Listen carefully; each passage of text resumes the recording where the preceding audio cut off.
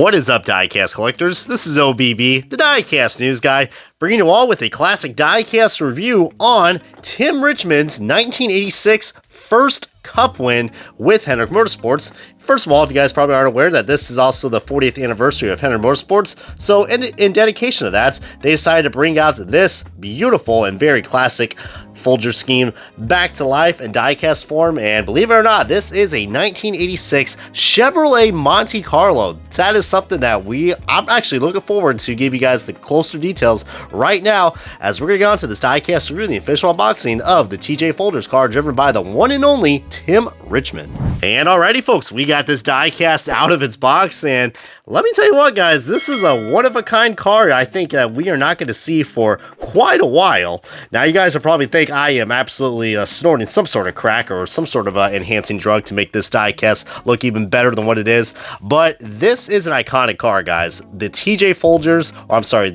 Shepherd's Folger coffee machine Chevrolet Monte Carlo, driven by the one and only, very legendary Tim Richmond. This right here, I think this is the first time that our good friends at Lionel Racing, well, can't really say good friends, we do got a hanging wheel right there, but can't complain about the quality control. Looks pretty fabulous fabulous to say the least, with the nice red interior and lots of cool stuff that we're going to get onto this, but showing you guys a nice little 360 review right now, considering that, well, this is no ordinary Folgers diecast for Tim Richmond. This is his, I believe, his first of many wins that came out in his breakout year from the 1986, what was formerly known as the NASCAR Winston Cup Series. As you can see, well, due to cigarette regulations, that's the only two things that we do not have on this actual car. It's pretty much an exact replica, besides those two sponsors. We don't have the Winston logo, of course, for the Cup Series, and no Budweiser logo, because last time I checked, this box does say, let's see, somewhere around here in the not-so-distant future, ages 4 and up. So, yeah. If you guys really want those logos, you could probably put it in your free time, but for the $10 to $11 that you guys can get, which I actually got these guys, I got this car actually from my good buddies at Mead Motorsports. You guys know them pretty well, so go ahead and check them out. So the link in all their stuff down below. Didn't realize they have also the eBay page as well, but yeah, definitely a great place to check out, especially if you guys follow them on their Twitter. But this is a race-winning diecast, guys, of the 1986, I think it's called the Summer 500. Yeah, remember when Pocono was a 500-mile race? Oh, I surely don't, because I wasn't even born yet.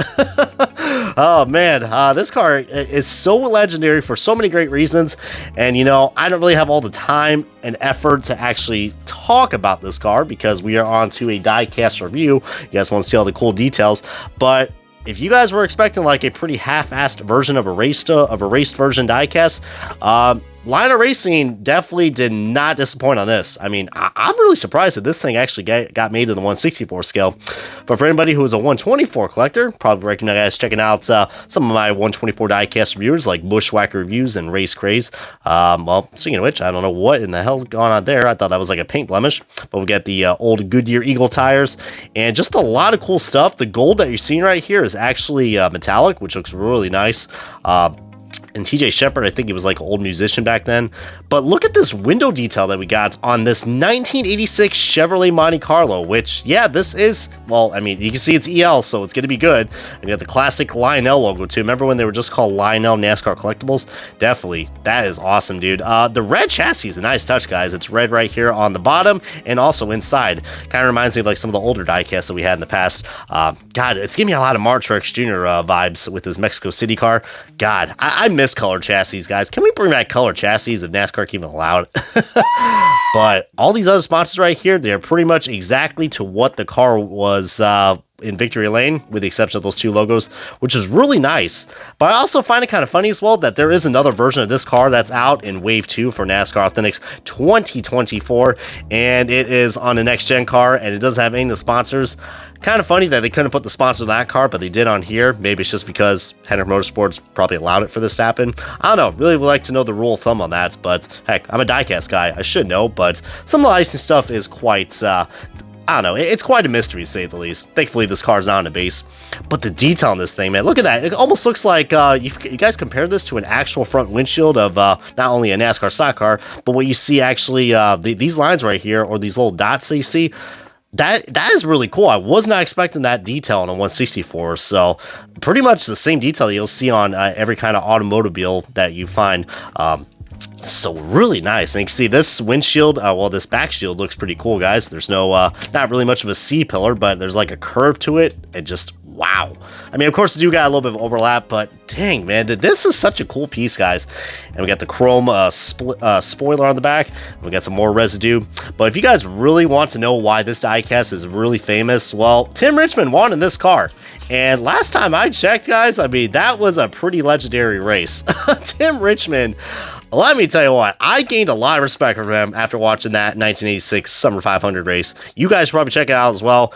It is absolutely just hard to describe how awesome Tim Richmond won this race in style. Everything that you can go wrong in a NASCAR race, he overcame it, and he won the freaking thing, dude. More importantly, he's one sexy beast. Wait, did I just say that out loud? But now let's get on to the side-by-side comparison, which you're like, what the hell am I going to be comparing this to? Well, you guys probably see it. Remember a Dawn's the throwback card that came out in 2019? And it was a Hendrick car. We got Alex Bowman's 2019 throwback, which I think a lot of people don't even realize. That's, since it is pretty much a plain Jane scheme, it's amazing when you don't get the actual sponsors to showcase this.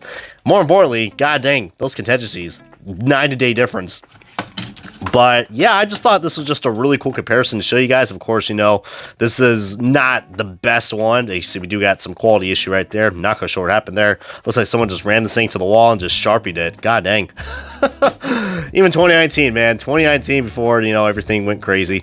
God, dude, this is really cool. I mean, this is not really an exact replica. Well, actually, now I think about it, I think Tim Richmond actually ran gold numbers in the 86 season. But I don't know. I mean, you guys love the comparison, so I said, what the hell? Otherwise, I would have probably pulled out like a Mark Martin Folgers diecast to compare this to. But god dang, dude, it is unfortunate that this is the one and only great season he had, because, you know, unfortunately we lost Tim Richmond due to AIDS a few years after his dominating season, the 1986 season. If you guys want to celebrate a monumental win for the Hendrick Motorsports team, this is one to get. Absolutely, for sure. I mean, I have no idea how many of these are going to be made, or if they bring this in the NASCAR Authentics line. Highly doubt it, but if they do, that right there will get that will get a lot of guys' pockets. Let's just say that in a good way. But feel free to comment below, as this is going to wrap up the diecast review of the Tim Richmond 1986 Summer 500 at Pocono Raceway for Hendrick Motorsports in the 1986 Chevrolet Monte Carlo, produced by Atlanta Racing. This has been OBB, and I will see you guys next time on another fantastic and classic diecast review.